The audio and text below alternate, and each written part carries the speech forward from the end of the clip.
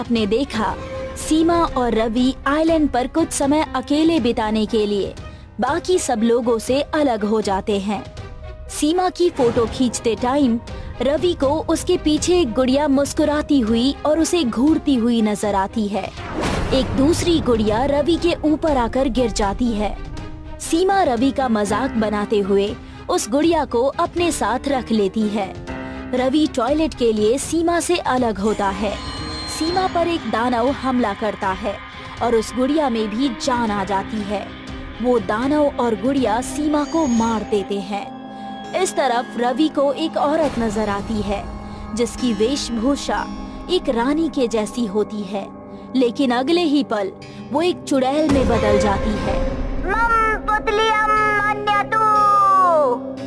ये आवाज बाकी के चारों को भी सुनाई देती है। ये कैसी आवाज थी? तुमने सुनी ना? हाँ, और इस बार ये आवाज बहुत तेज थी। प्रियंका, इस बार तुम नहीं कह सकती हो कि वो किसी जानवर की आवाज थी। रिलैक्स गाइस, डरो मत।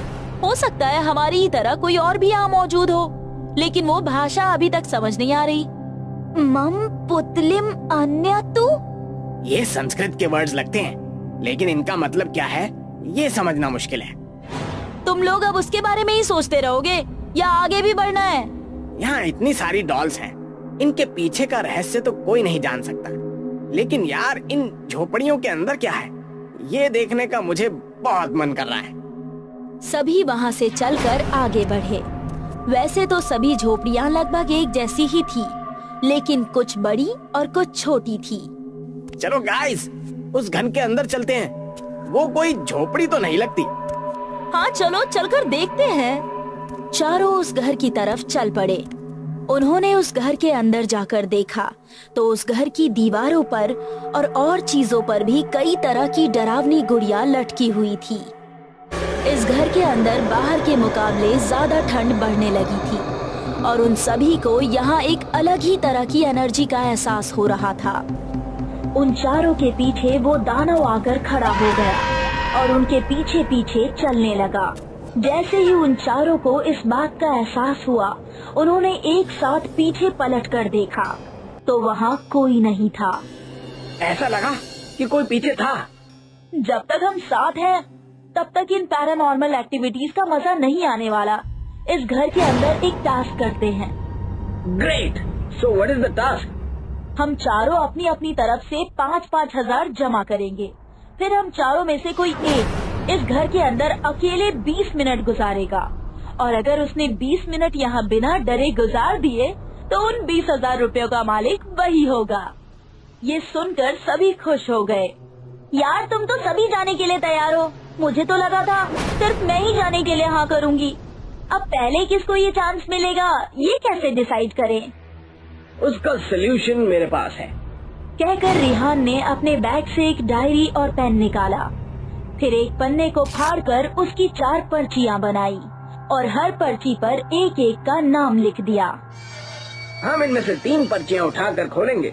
जो चौथी पर्ची नहीं खुलेगी, उसमें जिसका नाम होगा वो पहले जाएगा। ऐसा कहकर उसने चारों पर्चियां जमीन पर रख दी। फिर रिहान को छोड़कर उन तीनों ने एक एक पर्ची उठाई और उसको ओपन किया। सिर्फ मनीषा का नाम छोड़कर बाकी तीनों के नाम की पर्चियां खुल गई। Yes, I won! Oh hello, you did not win. तुमको सिर्फ यहाँ रुकने का मौका मिला है। जीतोगी या नहीं ये तो बस 20 मिनट के बाद तय होगा। I am going to win this task, you all can go out. उसकी बात सुनकर उसको छोड़कर बाकी तीनों घर से बाहर चले गए। मनीषा अकेली उस घर के अंदर खड़ी इधर उधर नजरें घुमाने लगी। चारों तरफ बस गुड़िया ही गुड़िया है, इसमें डरने वाली कौन सी बात है भला? तभी उसके पीछे वही दानव आकर खड़ा हो गया और उसको घूरने लगा। उसे कुछ महसूस हुआ, लेकिन उसने पीछे पलटकर नहीं देखा। बार बार ऐसा ही लगता है कि पीछे कोई है। मैं भी इस बार पलटकर देखूंगी ही नहीं। ऐसा कहकर वो आगे बढ़ गई। तभी उसने देखा कि लटकी हुई गुड़ियों में से एक अपने आप हिल रही थी। यहाँ तो हवा है ही नहीं, फिर ये गुड़िया अपने आप कैसे हिल रही है? जबकि बाकी डॉल्स तो नहीं हिल रही। उसने उस गुड़िया को पकड़ा और रोक दिया। अब अच्छी लग रही हो। फिर उसने जैसे ही उस गुड़िया को छोड़ा, वो फिर से अपने आप हिलने लगी। ये कैसे हो सकता है? तभी उस गुड़िया ने अचानक से आंखें खोल ली। वो दानव से टकरा गई। उसने जैसे ही पलटकर देखा तो मनीषा के डर का कोई ठिकाना ही नहीं रहा। मनीषा की चीख बाहर बैठे तीनों को सुनाई दी तो वो भी डर गए। ये तो मनीषा की आवाज है। चलो जल्दी। वो तीनों दरवाजे पर जाकर उसे खोलने की कोशिश करने लगे, लेकिन दरवाजे की कुंडी अंदर से अपने आप लग गई और वो सिर्फ उसको पीटते ही रह गए।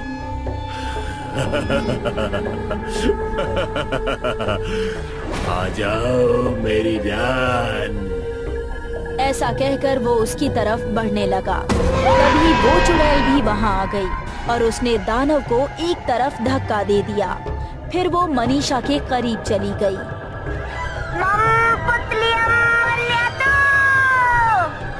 मनीषा को समझ नहीं आया कि वो क्या कहना चाह रही है। चुड़ैल की आंखें गुस्से से लाल हो गई।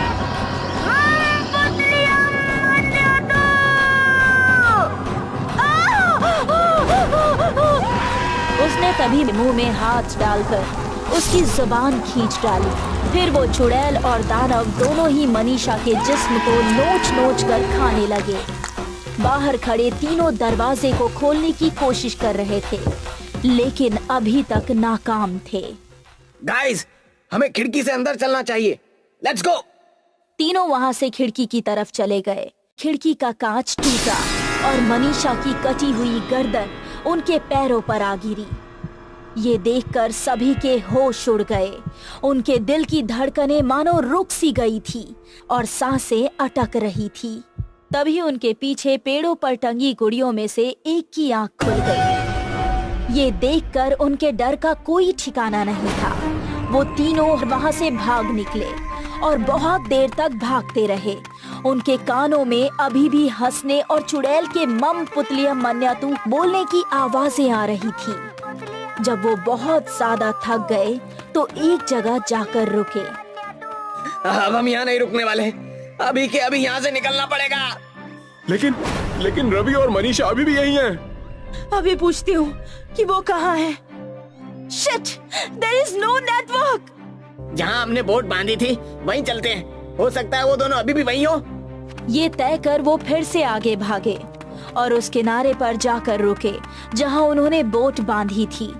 वहाँ जाने के बाद जो उन्होंने देखा तो उनकी हैरानी का कोई ठिकाना नहीं रहा। पेड़ के साथ सिर्फ रस्सी बंधी हुई थी और बोट दूर दूर तक नजर नहीं आ रही थी। ये देखकर सभी ने अपने घुटने जमीन पर टेक दिए।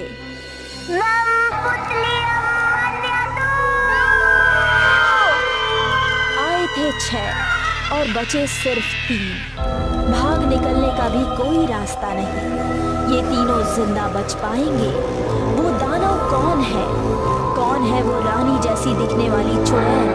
और क्या है ये भूतिया गुड़ियों का राज? जानने के लिए देखते रहिए इस कहानी का